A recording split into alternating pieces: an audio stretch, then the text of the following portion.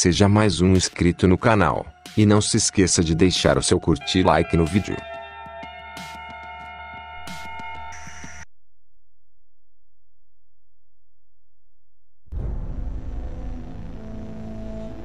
Passaram-se só 30 anos desde o nascimento da Ordem em Jerusalém. Hugo de Pains, seu fundador, e os 3 primeiros mestres que o sucederam, passaram desta para a melhor.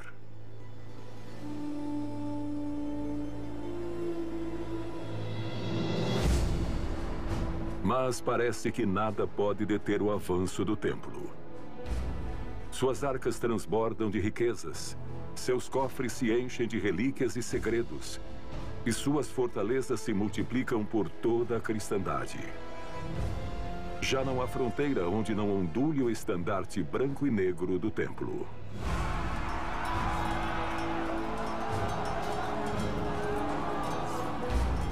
Gualdim Paz sobreviveu a golpe de sabre e espada aos anos mais difíceis do templo na Terra Santa.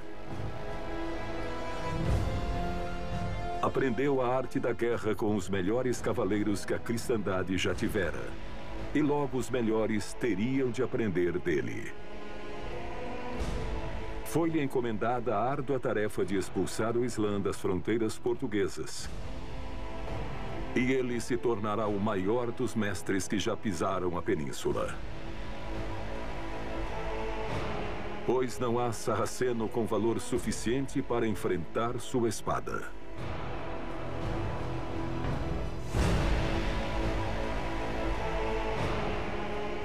A meia-lua guia os corações dos cavaleiros muçulmanos, e uma cruz protege o peito dos cristãos. E há não muito, um sábio árabe ousou dizer: os habitantes da Terra se dividem em 2, os que têm cérebro, mas não religião, e os que têm religião, mas não cérebro.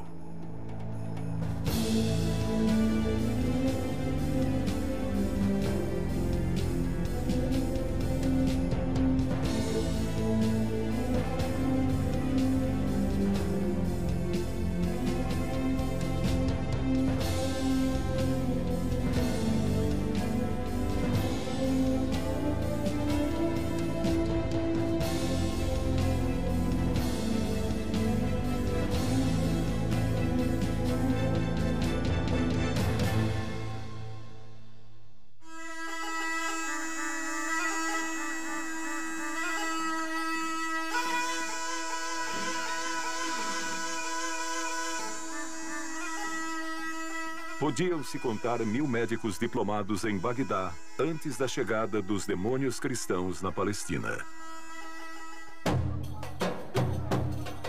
Existia um grande hospital que atendia sem cobrar de seus pacientes e vários bancos com sucursais em Al-Andalus e China.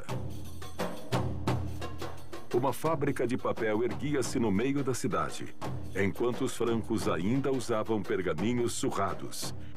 E suas ruas canalizavam a água, enquanto a peste inundava cidades europeias. A capital do mundo estendia seus domínios desde a Síria até os Montes Pirineus, quando o já existente serviço postal trouxe as notícias das primeiras matanças de muçulmanos em Niceia e Jerusalém.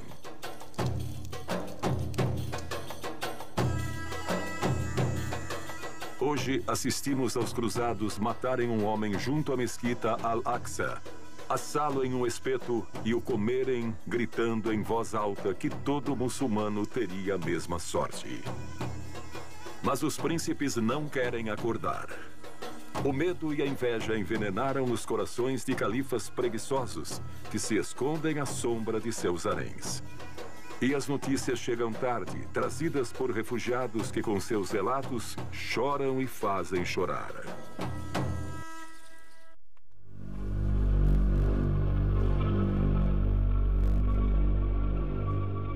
Essa desunião também imperava em Al-Andalus. Os cristãos estavam se apoderando da Península Ibérica. Os emires enviam seus mensageiros carregados de presentes e boas intenções cada vez que viam seus territórios em risco.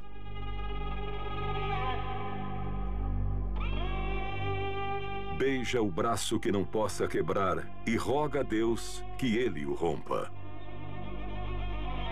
Todos conhecem esse refrão. Mas esse cristão não escuta refrões. Não iluminam os olhos diante de vossos presentes e nada sabe de boas intenções. Cortariam seu braço antes de estender-lhe a mão.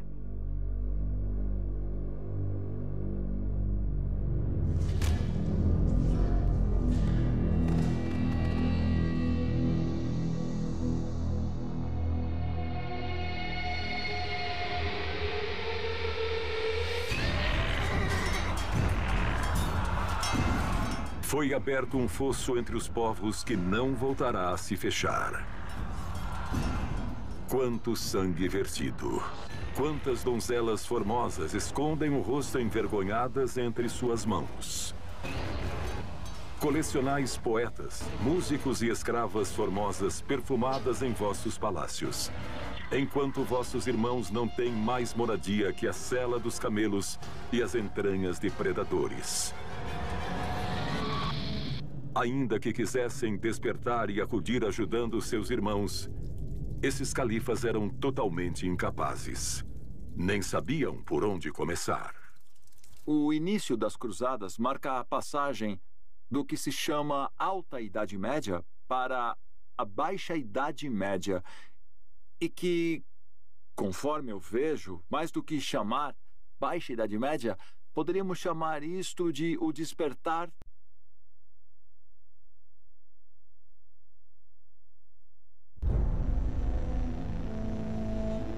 Passaram-se só 30 anos desde o nascimento da Ordem em Jerusalém. Hugo de Paim, seu fundador, e os 3 primeiros mestres que o sucederam, passaram desta para a melhor.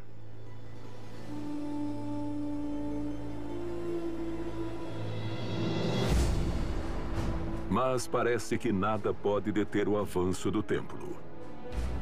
Suas arcas transbordam de riquezas. Seus cofres se enchem de relíquias e segredos, e suas fortalezas se multiplicam por toda a cristandade. Já não há fronteira onde não ondule o estandarte branco e negro do templo.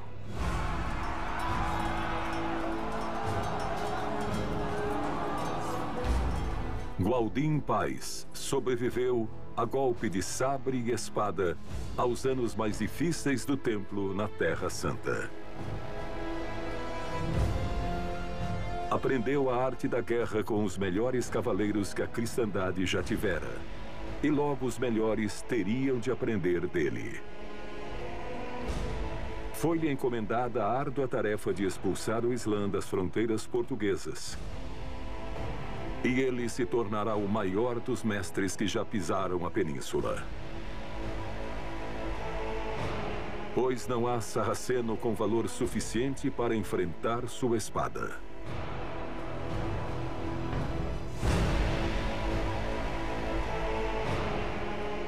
A meia-lua guia os corações dos cavaleiros muçulmanos, e uma cruz protege o peito dos cristãos.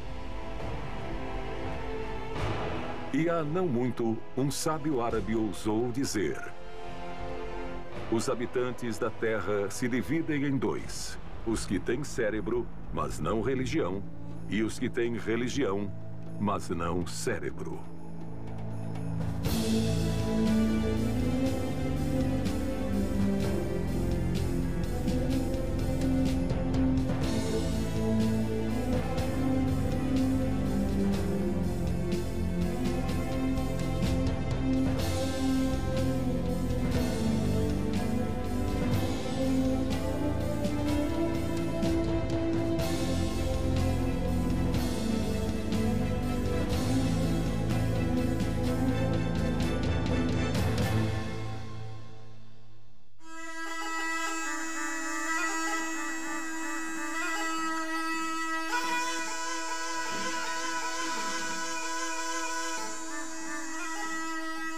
Podiam-se contar 1000 médicos diplomados em Bagdá antes da chegada dos demônios cristãos na Palestina.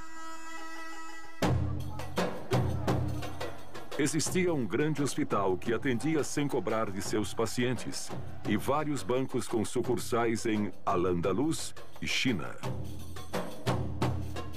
Uma fábrica de papel erguia-se no meio da cidade, enquanto os francos ainda usavam pergaminhos surrados. E suas ruas canalizavam a água, enquanto a peste inundava as cidades europeias.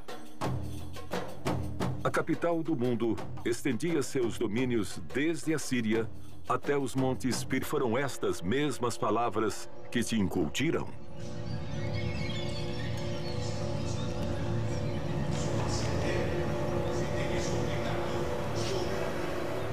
Não lhes darão um tapa para que não esqueçam. Se for necessário, receberão uma surra. A lenda às vezes se apodera da história. O mito, a fábula, a lenda, a especulação, o esoterismo tiveram um papel fundamental. A Ordem do Templo, apesar de ser uma organização que surge no seio da Igreja Católica, tem, sob certos aspectos de sua vivência e de sua prática, vestígios de cristianismo de outras origens, não exclusivamente católicos.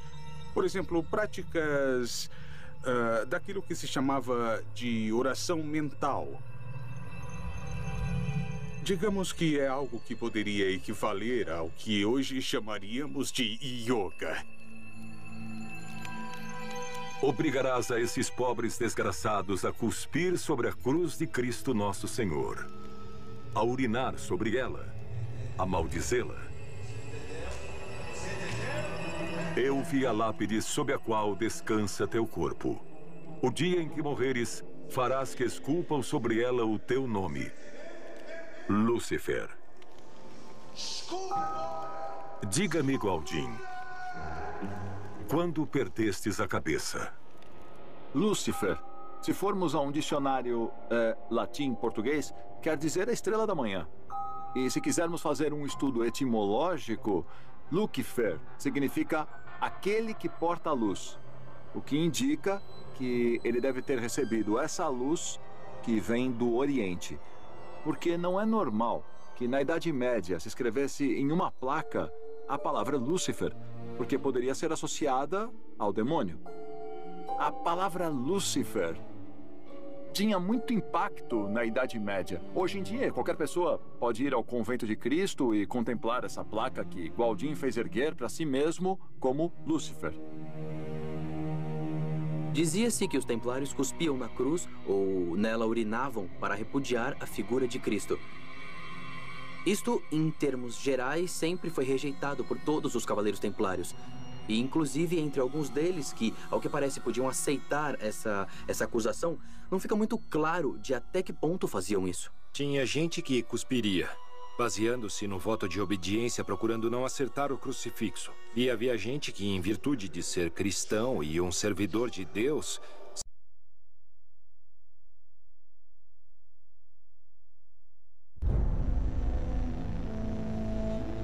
passaram-se só 30 anos desde o nascimento da Ordem em Jerusalém. Hugo de Pains, seu fundador, e os 3 primeiros mestres que o sucederam passaram desta para a melhor.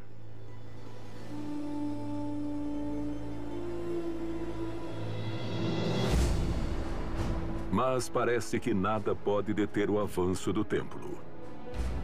Suas arcas transbordam de riquezas, seus cofres se enchem de relíquias e segredos, e suas fortalezas se multiplicam por toda a cristandade. Já não há fronteira onde não ondule o estandarte branco e negro do templo.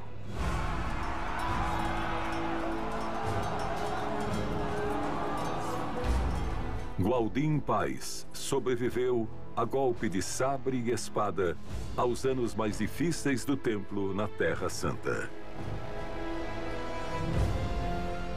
Aprendeu a arte da guerra com os melhores cavaleiros que a cristandade já tivera. E logo os melhores teriam de aprender dele. Foi-lhe encomendada a árdua tarefa de expulsar o Islã das fronteiras portuguesas. Eu vejo nesse ato, uma memória quase que ancestral da ideia de que a cruz era algo que tinha de ser destruída Por quê? Porque a cruz não é um sinal de vida, é um sinal de morte. E como sinal de morte, deve ser destruída. Do mesmo modo que não se encontrará uma representação templária antiga de um Cristo crucificado. Isto é algo que nos faz pensar. Como é que não havia um Cristo crucificado? Todos os Cristos estão vivos ou ressuscitados.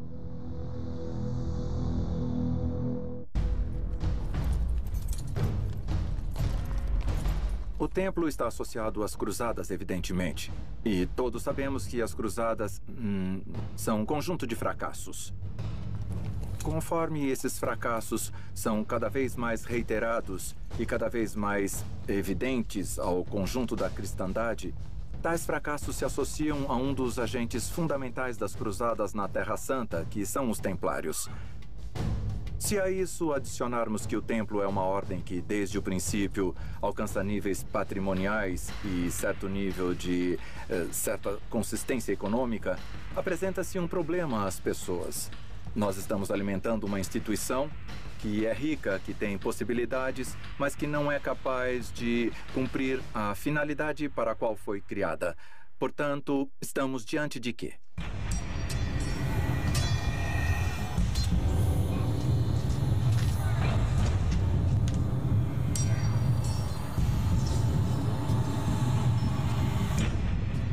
Falando dos templários em Portugal, Gualdin Paz é realmente um mestre carismático. Deve ter tido uma vida muito intensa, porque constantemente estava fundando ou reconstruindo castelos. Gualdin Paz foi um grande grão-mestre. O primeiro grande grão-mestre e praticamente também o último grande grão-mestre da Ordem do Templo na Península Ibérica. Foi ele quem organizou a defesa do Reino de Portugal, criando um conjunto de fortificações ao longo da linha do Rio Tejo. O Castelo de Almurol, o Castelo de Lacardiga, o Castelo de Hélios S e do Ródano, e, é claro, o de Tomar.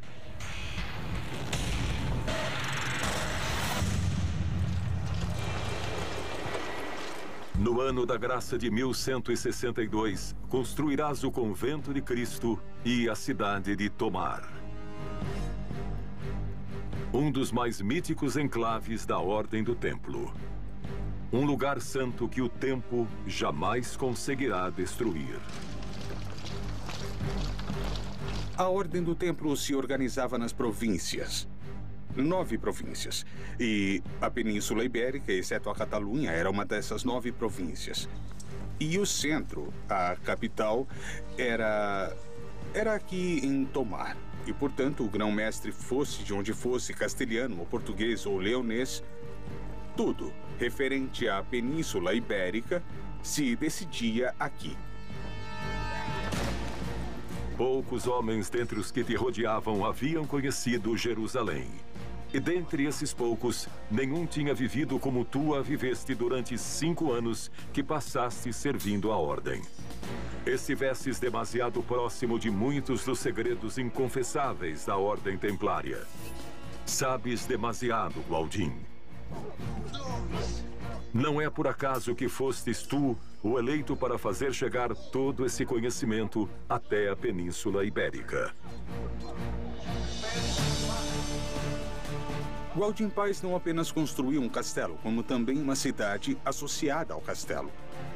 Formavam um conjunto, e que era uma réplica exata da cidade santa de Jerusalém. Tudo aqui está feito em função da disposição e da distribuição de edifícios que existiam em Jerusalém. Ele queria levar a esse lugar a mesma memória e a mesma energia, vamos dizer assim, a palavra pode ser essa, que a mesma energia que havia vivido em Jerusalém. Jerusalém não é somente uma cidade. Não importa quantas vezes a destruam, ela voltará a se erguer. Jerusalém é eterna. É o lugar onde todos os povos se juntarão ao banquete de Deus no final dos tempos. O lugar onde Cristo ressuscitou. E o lugar de onde Maomé, o profeta, subiu aos céus. Portanto, Jerusalém se transforma em um lugar mágico, maravilhoso e sagrado para as 3 religiões monoteístas, muçulmanos, judeus e cristãos. Jerusalém não é só uma cidade física, é uma cidade espiritual. O lugar onde Deus, segundo as tradições do livro, se manifestou. E, portanto, uma cidade com uma carga, com uma energia que a torna uma espécie de polo terrestre. E este espaço particular poderia transmitir uma ascensão à verdadeira Terra Santa. A Terra Santa Celeste. Mas se Jerusalém é essa escada cujos degraus conduzem ao palácio do único Deus, o que é o convento de Cristo? Contam que abristes um poço escuro em seu leito e que os degraus não apontam para o céu, e sim submergem para as entranhas da terra. Até onde queres chegar, Gualdin? A qual demônio consagras tuas mais íntimas orações? O nicho, o lugar de oração dos Templários de Tomar, foi concebido como uma réplica exata da planta do Santo Sepulcro de Jerusalém. Assim, sei que não vos separareis do amor a Nossa Senhora. Sei que nesse nicho erguerão sua imagem e que a ela honrareis em vosso culto. Quem senão ela intercederá por vós, Templários, no dia em que acordais ante as portas? Quem senão ela? Aquela que encerrou em suas entranhas a quem não cabe em todo o mundo, que segurou em seus braços ao que tudo sustenta, a que teve a seus cuidados o Deus que a todos cuida. Maria representa a pureza e é a nova arca da aliança, é a torre de marfim, o poço sagrado onde está toda a sabedoria. É a nova humanidade, é a mãe de todos os crentes, é a mãe da igreja.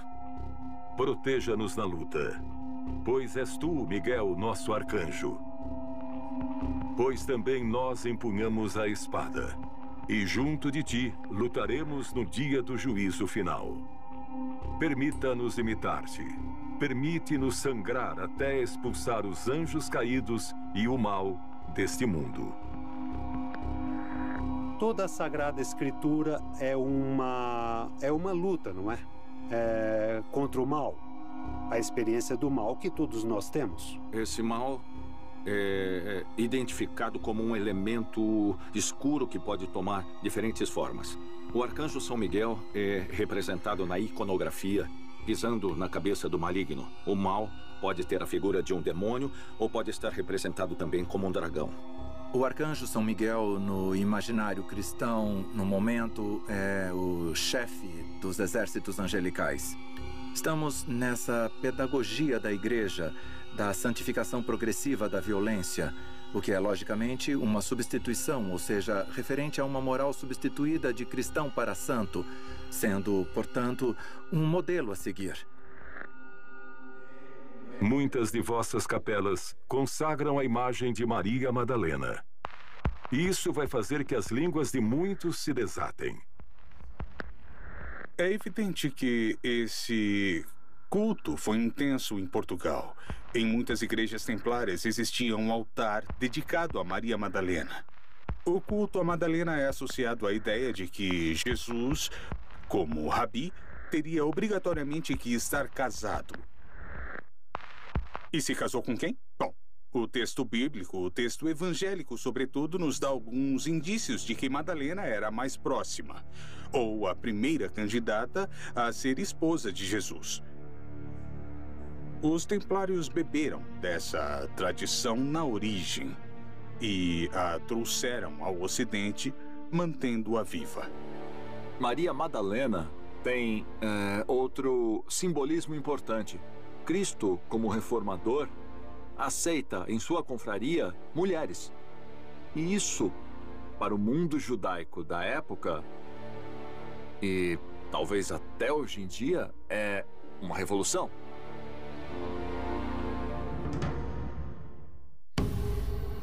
Logo, ao alcançar o poder, A primeira coisa que faz um príncipe é dobrar o número de guaritas que velam por sua vida enquanto dorme.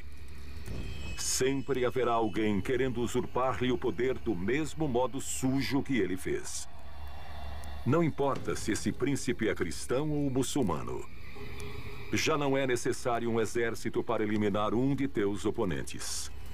Com um bom punhado de moedas de ouro, podes convencer os assassinos para que eles mesmos levem a mensagem. Os assassinos Assarim, ou consumidores de haxixe, foram uma seita que se desenvolveu no Oriente Médio nesse mesmo período cronológico, no século XII. Basicamente era formada por um conjunto de tendências mais radicais dentro do Islã e que, apadrinhados por um líder espiritual que se autodenominava o Rei sob a Montanha, ou o Rei da Montanha, tinha uma série de concorrências ou interesses políticos que muitas vezes se enfrentavam, tanto fora com cristãos ou com outros príncipes muçulmanos. Contavam eles com assassinos em suas fileiras. É o mais provável e, de fato, muitos dos líderes ou dos rivais políticos que esta entidade desenvolveu acabaram assassinados. Os cristãos se aproveitaram disso e, inclusive, chegaram a negociar, em alguns momentos, com grupos como o dos assassinos.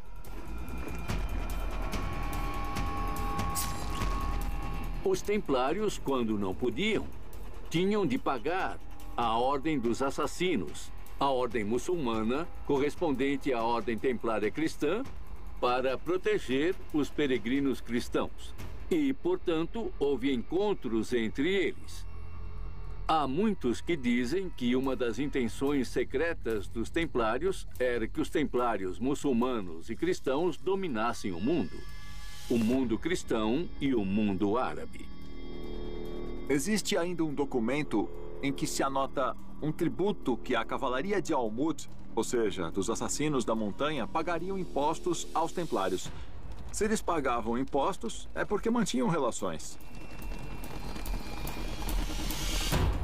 Hassan ibn Sabah, o velho da montanha. Envolva com ópio teus fiéis, e eles te agradecerão que lhes mostre a verdade. Permita-lhes repousar com as árpias que encarceras em teus haréns, e eles acreditarão estarem abraçados pelas virgens do Éden. Tu tens as chaves da eternidade.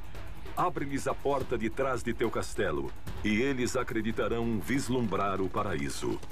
Esta noite deixe-os desfrutar do êxtase de teu ópio. Amanhã voltarão a ser assassinos e voltarão a matar por ti.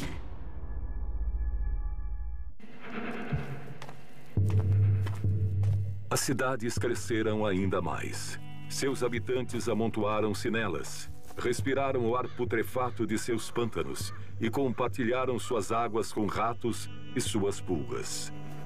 Deus não parece sentir-se especialmente orgulhoso do homem que criou. Já não treme a mão na hora de castigar seus excessos. A cruzada da Terra Santa se conta por derrotas. E os que não têm a sorte de expiar suas impurezas lutando na Palestina terão que lutar contra inimigos igualmente implacáveis, mas invisíveis. Difteria, malária, tuberculose, varíola, escorbuto. Agora estamos acostumados quase todos porque vemos diariamente na TV, porque lemos nos jornais ou porque nos afeta pessoalmente ou algum familiar a estarmos muito identificados, pelo menos conhecer muitas enfermidades e muitos nomes de medicamentos. Isso não foi sempre assim. Havia, por exemplo, doenças da Idade Média que não eram conhecidas e que tinham nomes genéricos. As febres. O que eram as febres realmente? Eram vírus que afetavam o sangue? Era pneumonia ou era um simples resfriado?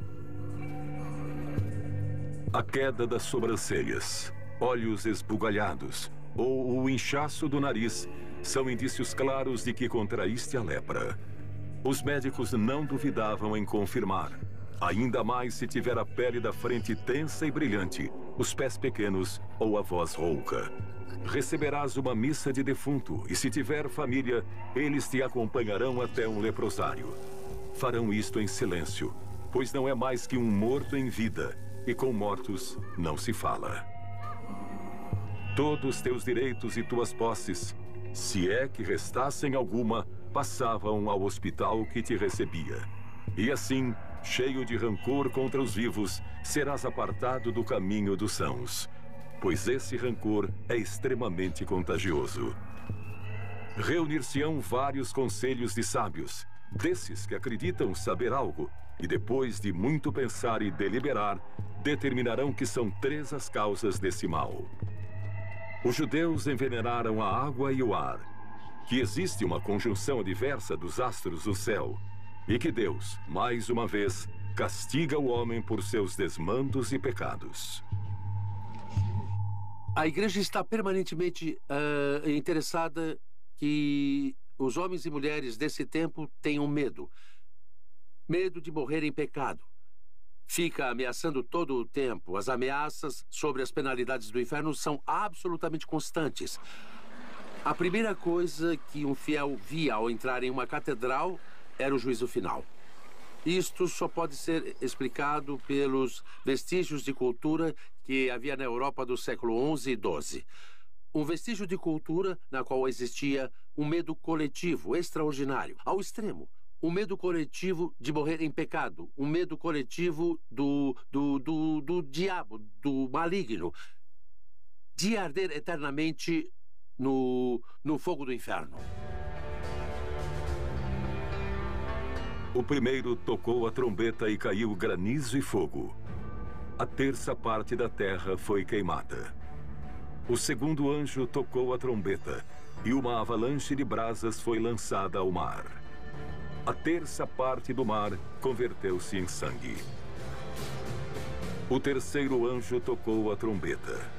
Caiu do céu uma estrela e soterrou a 3ª parte dos rios e das fontes e das águas.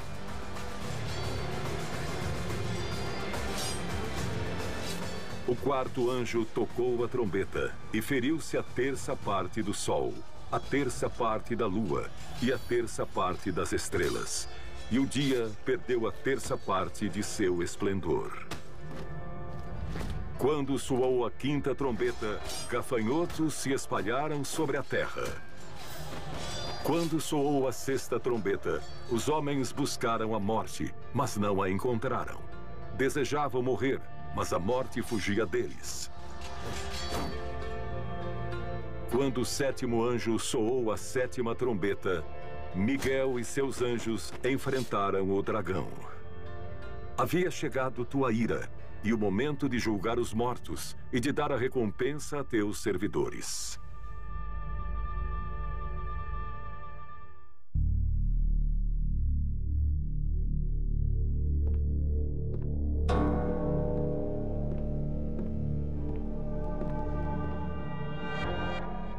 Capítulo 42 da regra do templo. Todos os irmãos estão proibidos de mencionar as loucuras que vieram fazendo no mundo. E os prazeres da carne com mulheres. E aquele que ousar a comentar qualquer dessas coisas, que o façam calar, para que não sirva o ouvido de teu coração a esse mentiroso. Capítulo 17. Não se dará aos irmãos licença para falar em público, senão por urgente necessidade. Vais te expor infalivelmente a pecar se mantiveres a boca aberta. E é por isso que não permitiremos nem palavras inúteis, nem zombarias. Capítulo 71. Evitareis as intrigas como se fossem a peste.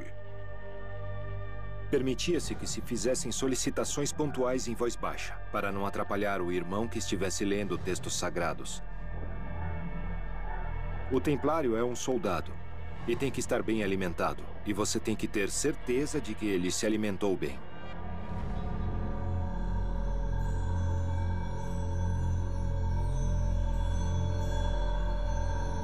Alguns acreditam que os guerreiros só comiam carne, mas não era assim. Eles seguiam dietas para ter boa saúde. Os nutricionistas da Ordem do Templo introduziram nas refeições dos templários os legumes e todos os tipos de vegetais que não eram comidos naquela época. E eram obrigados a comer, querendo ou não. Cada 2 templários comiam em um só prato. E cada 2 partilhavam uma taça. Bebiam vinho, mas não porque gostassem de beber vinho. Ainda que os guerreiros sempre tivessem fama de serem bêbados, eles o faziam antes dos combates e bebiam bem.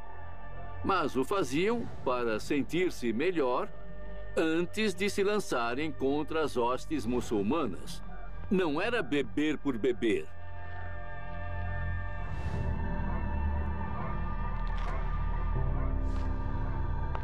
Capítulo 70 da regra do templo.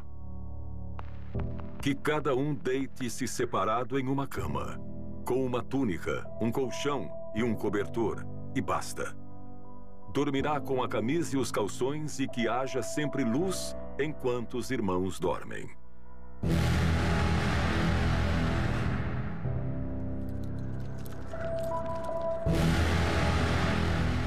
Acabada a ceia, tomou o cálice e o passou a seus discípulos, dizendo: Tomai e bebei todos dele, porque este é o cálice de meu sangue, o sangue da aliança nova e eterna, que será derramado por vós. E esse cálice seria o recipiente em que José de Arimateia recolheria o sangue e a água emanados da ferida aberta no peito de Cristo no dia de sua crucificação. Seria o cálice que Jesus, já ressuscitado, ordenaria custodiá-lo nas Ilhas Britânicas. Será o sangue real que marca a descendência direta de Cristo Nosso Senhor desde o ventre de Maria Madalena. Será o mesmo que uma dinastia de guardiães manterá a salvo e escondido para sempre. Será uma pomba, um raio de luz, uma pedra. Uma pedra trazida dos céus por anjos naturais. E essa pedra tem a propriedade da fênix, ou seja, tudo que se colocar sobre essa pedra renasce.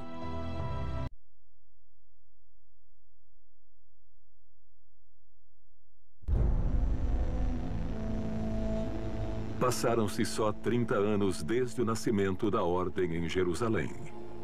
Hugo de Paim, seu fundador, e os 3 primeiros mestres que o sucederam passaram desta para a melhor.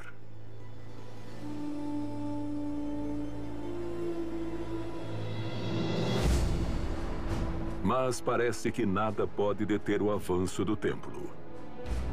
Suas arcas transbordam de riquezas, seus cofres se enchem de relíquias e segredos, e suas fortalezas se multiplicam por toda a cristandade.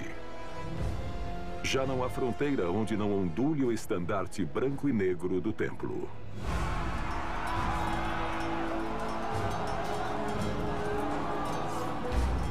Gualdim Paz sobreviveu a golpe de sabre e espada aos anos mais difíceis do templo na Terra Santa. Aprendeu a arte da guerra com os melhores cavaleiros que a cristandade já tivera. E logo os melhores teriam de aprender dele. Foi-lhe encomendada a árdua tarefa de expulsar o Islã das fronteiras portuguesas. E ele se tornará o maior dos mestres que já pisaram a península. Pois não há sarraceno com valor suficiente para enfrentar sua espada.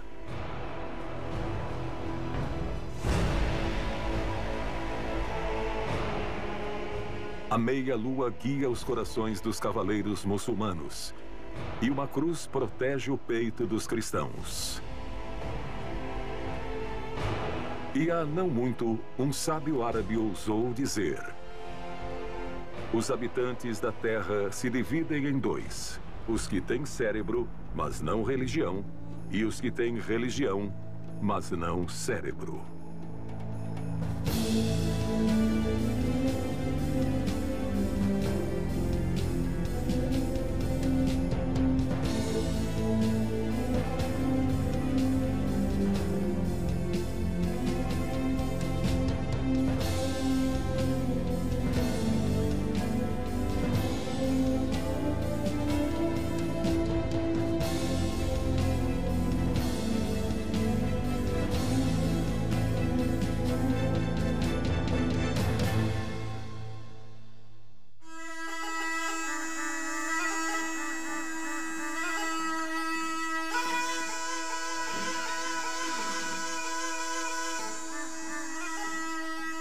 Podiam-se contar 1000 médicos diplomados em Bagdá antes da chegada dos demônios cristãos na Palestina.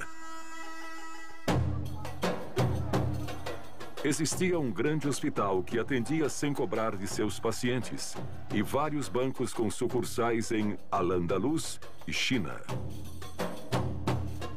Uma fábrica de papel erguia-se no meio da cidade, enquanto os francos ainda usavam pergaminhos surrados.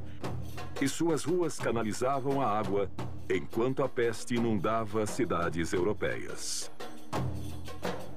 A capital do mundo estendia seus domínios desde a Síria até os montes Pirial disposto na terra. Você renunciava à sua vida, ao seu próprio destino, e a ter descendências e ter posses. Você se entregava por convicção própria a um propósito maior. É um passo muito difícil de dar e é preciso ter ou as ideias muito claras ou uma grande convicção para dizer, apesar de tudo, vamos com ele.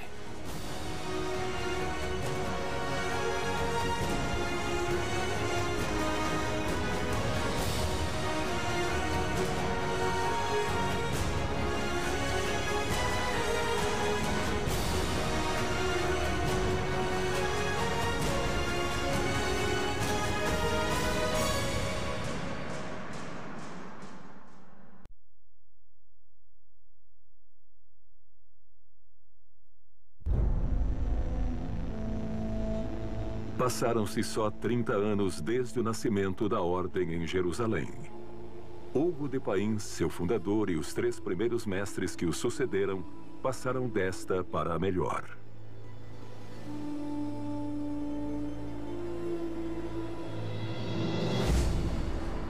Mas parece que nada pode deter o avanço do templo. Suas arcas transbordam de riquezas, seus cofres se enchem de relíquias e segredos, e suas fortalezas se multiplicam por toda a cristandade. Já não há fronteira onde não ondule o estandarte branco e negro do templo.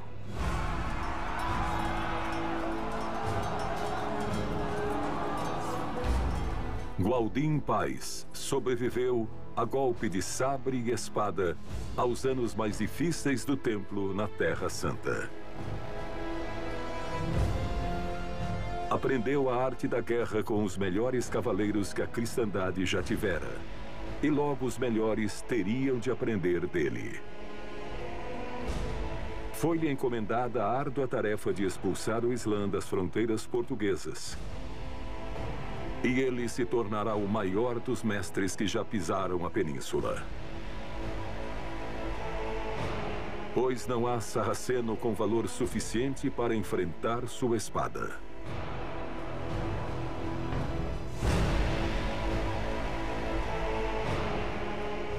A meia-lua guia os corações dos cavaleiros muçulmanos, e uma cruz protege o peito dos cristãos. E há não muito, um sábio árabe ousou dizer: os habitantes da Terra se dividem em 2, os que têm cérebro, mas não religião, e os que têm religião, mas não cérebro.